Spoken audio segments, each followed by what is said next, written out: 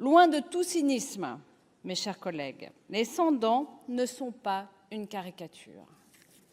Ce sont les oubliés de nos territoires. Car oui, l'inégalité d'accès aux soins dentaires est certainement la plus criante, la plus inacceptable. La combattre doit être une priorité.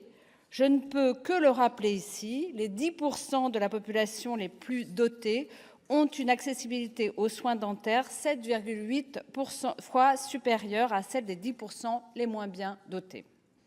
À ces inégalités territoriales viennent s'ajouter des inégalités économiques. En 2023, parmi les plus modestes, environ 1 personne sur 10 a dû renoncer à des soins dentaires pour des raisons financières. C'est 4 points de plus que dans l'ensemble de la population. Plus globalement, les soins dentaires sont ceux auxquels le plus de citoyens renoncent. Et pour cause, les restes à charge sont plus élevés que dans la plupart des secteurs. Or, le budget de la sécurité sociale pour 2026, mes chers collègues, ne va clairement pas arranger les choses. Après la hausse du ticket modérateur à 40% en 2023, les participations forfaitaires seront étendues aux actes et consultations dentaires et elles seront même doublées si on en croit le texte initial. Bref, revenons à cette proposition de loi. Si ce texte n'est pas un acte magique, s'il ne résout pas les inégalités économiques d'accès aux soins dentaires, il offre une première réponse à l'inégalité territoriale. En créant le statut d'assistant dentaire de niveau 2, cette proposition de loi participe à l'amélioration du partage des tâches en soins dentaires. Cette mesure est attendue et plébiscitée par l'ensemble de la profession. En permettant aux assistants en santé bucco-dentaire de réaliser des actes d'imagerie, de prévention ou encore des soins post-chirurgicaux, les chirurgiens dentistes pourront regagner du temps médical et, ce faisant, les populations issues de territoires sous-dotés auront accès à un peu plus de soins, plus rapidement, mais surtout à une prévention encore trop négligée. En outre, avec la création de ce statut, sera accordée une véritable reconnaissance au rôle essentiel des assistants dentaires.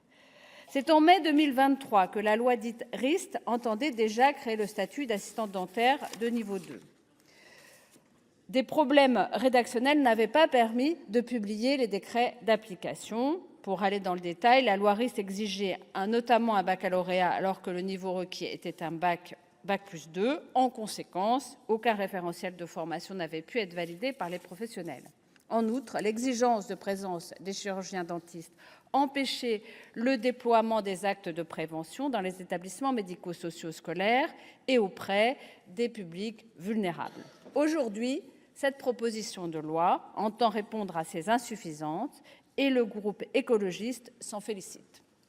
Pour autant, la vigilance doit rester de mise pour que ce statut ne soit pas dévoyé au bénéfice, une fois de plus, d'une financiarisation galopante, notamment dans le secteur dentaire. Que ce statut d'assistant de niveau 2 ne devienne pas un outil pour multiplier les actes inutiles.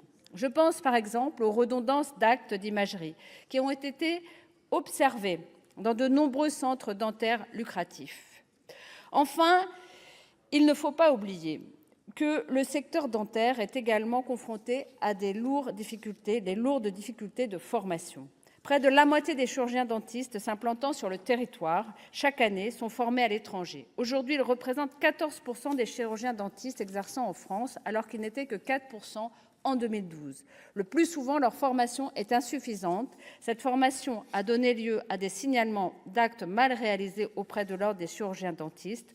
Pour résumer et conclure, formation, lutte contre la financiarisation, contre les inégalités de soins. Le chemin est encore long, mais ce texte va dans le bon sens. En conséquence, le groupe écologiste Solidarité et Territoires votera ce texte.